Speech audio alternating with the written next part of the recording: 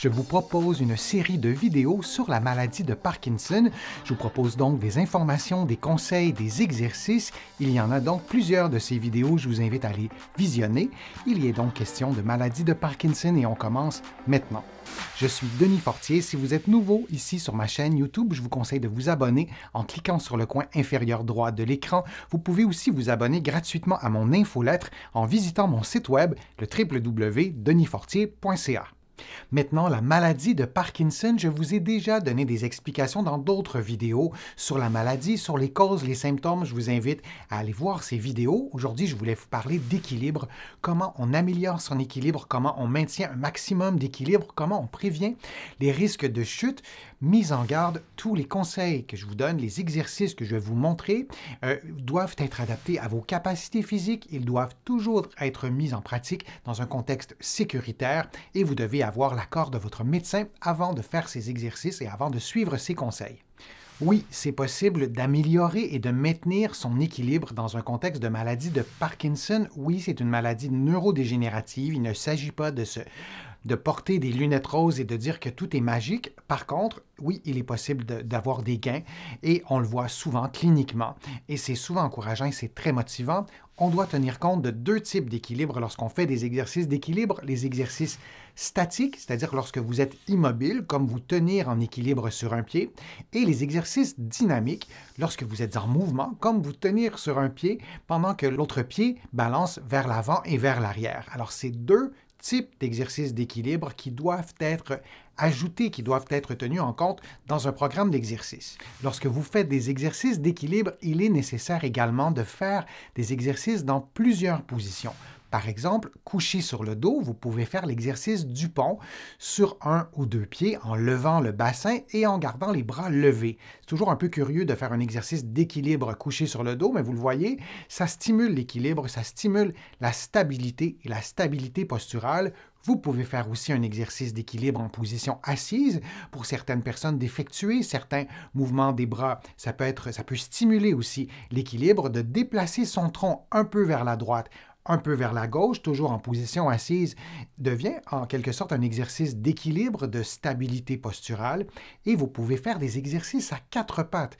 Par exemple, vous vous placez à quatre pattes et vous levez un bras ou vous levez un pied ou vous levez à la fois le genou et le membre supérieur, le bras, du côté opposé. Alors vous le voyez, ça aussi, c'est une autre façon, cette fois à quatre pattes, d'améliorer et de stimuler votre équilibre et vous pouvez faire évidemment des exercices d'équilibre debout. On connaît davantage ce type d'exercice. Vous pouvez faire des exercices d'équilibre dynamique, par exemple en marchant vers l'avant très lentement. Plus vous ralentissez la vitesse de la marche, plus vous augmentez le niveau de difficulté de l'équilibre. Et lorsque vous marchez vers l'arrière aussi, ça peut être une façon de stimuler l'équilibre et de sortir en quelque sorte des automatismes de la marche qui sont beaucoup plus associés à la marche vers l'avant. Donc la marche vers l'arrière est aussi un exercice d'équilibre. Encore faut-il l'adapter à vos capacités physiques. Une bonne façon aussi d'augmenter votre équilibre, c'est de faire des exercices de force, des exercices de résistance avec des poids et haltères, avec des bandes élastiques. Ça a été bien démontré, il ne s'agit pas uniquement de faire des exercices d'équilibre, mais de faire d'autres types d'exercices, notamment les exercices de renforcement. Plus vous avez de force, plus vos muscles sont capables de se contracter rapidement et de générer suffisamment de force, suffisamment de puissance pour modifier votre centre de masse ou si vous préférez votre centre de gravité et de le déplacer au-dessus de votre base d'appui. Une façon également d'augmenter le niveau de difficulté des exercices d'équilibre, c'est de faire un autre mouvement en même temps, de bouger les bras, de tourner la tête d'un côté et aussi de fermer les yeux. Alors tous ces conseils que je viens de vous donner, ce sont des conseils pour augmenter le niveau de difficulté d'un exercice d'équilibre.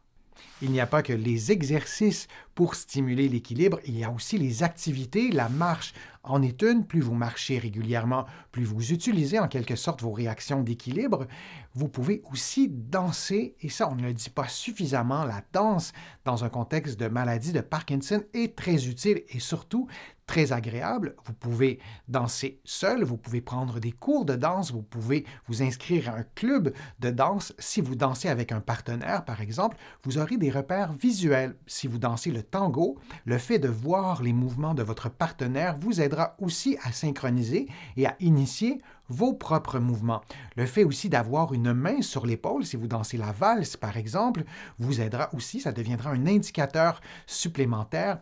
L'équilibre évidemment est stimulé parce que vos pas, vos pieds se positionnent avec une grande richesse de diversité, par exemple de diversité de mouvements, de diversité de position, de diversité de vitesse de mouvement. Alors tout ça peut sembler un peu compliqué parce que je décris cette richesse de la danse, mais lorsqu'on danse, tout ça devient beaucoup plus automatique. On n'a pas à se soucier de tout ça. Pour certaines personnes, c'est plus agréable de faire des exercices. Moi, j'ai des patients qui combinent la danse et les exercices. Ça donne souvent des résultats qui sont assez impressionnants. Donc, de danser, de choisir un type de danse qui vous plaît, peut aussi être une bonne solution pour améliorer votre équilibre. Les exercices faits dans l'eau, les exercices aquatiques peuvent aussi être intéressants pour améliorer votre équilibre.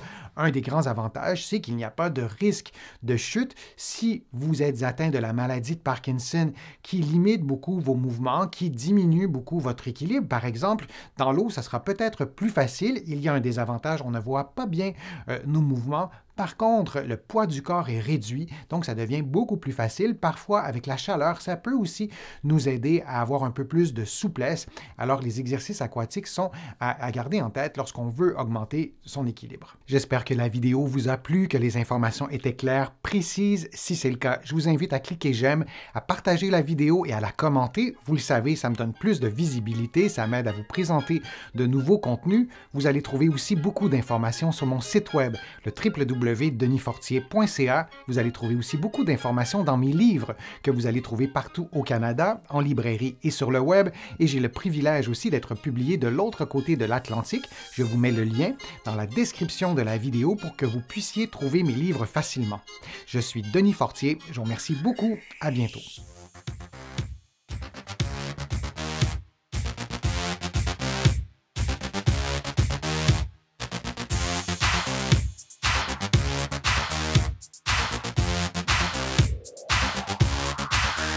Shh.